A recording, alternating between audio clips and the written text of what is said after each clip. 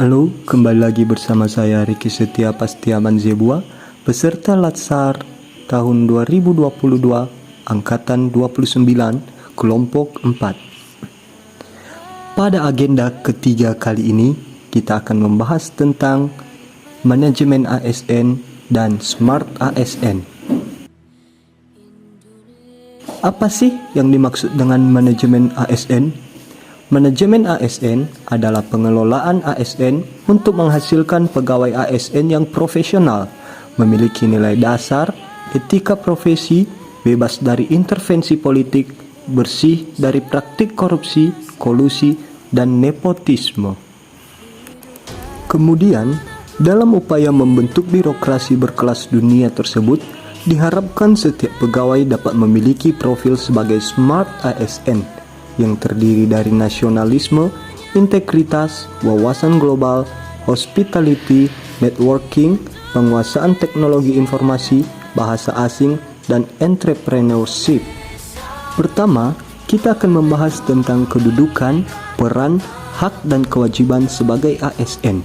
PNS adalah warga negara yang telah memenuhi syarat, kemudian diangkat dalam suatu jabatan tetap oleh pejabat pembina kepegawaian, kemudian mendapatkan NIP. Sedangkan P3K adalah warga negara Indonesia yang memenuhi syarat, diangkat oleh pejabat pembina kepegawaian dengan perjanjian kerja, tidak bersifat tetap, dan disesuaikan dengan kebutuhan instansi. ASN tidak hanya sekadar menuntut hak, tapi mengerti apa yang menjadi kewajiban. Dalam Undang-Undang Nomor 5 Tahun 2014 tentang ASN disebutkan bahwa ASN diarahkan menjadi PNS atau PPPK yang profesional, yang dapat diandalkan, memiliki nilai dasar, netral, dan tidak terlibat dalam kegiatan-kegiatan politik, dan bebas dari korupsi, kolusi, dan nepotisme. Kedudukan PNS adalah 1. Pelaksana kebijakan.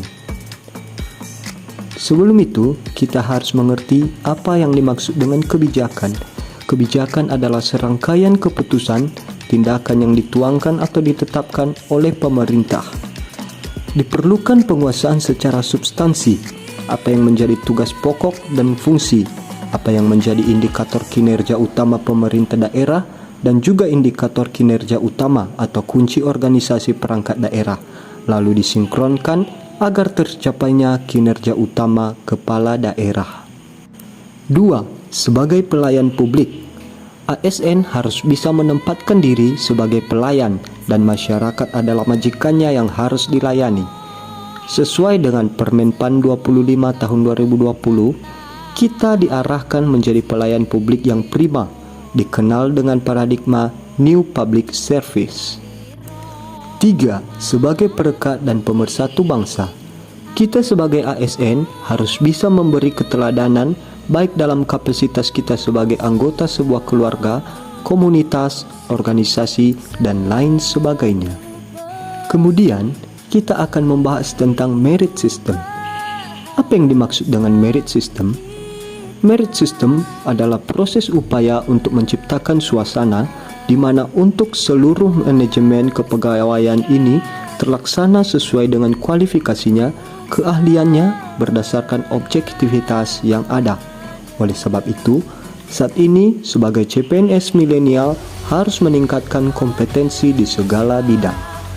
Kemudian berikutnya kita akan membahas tentang manajemen pengelolaan PNS.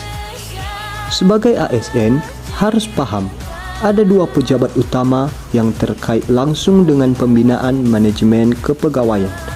Pertama, pejabat pembina kepegawaian. Kewenangannya adalah 1. Mengangkat ASN, 2. Memindahkan ASN, dan ketiga, memberhentikan ASN. Kedua, pejabat yang berwenang. Pejabat yang berwenang ini berdasarkan delegasi yang diberikan oleh pejabat pembina kepegawaian. Contohnya, dalam PP 94 yang terbaru 2021 tentang disiplin untuk tindakan pelanggaran disiplin tertentu yang kategorinya sedang ke bawah bisa diatasi oleh pejabat yang berwenang. Dengan penguasaan dan kompetensi yang kita miliki dalam manajemen ASN akan membantu kita untuk menatap masa depan karir kita menjadi lebih baik.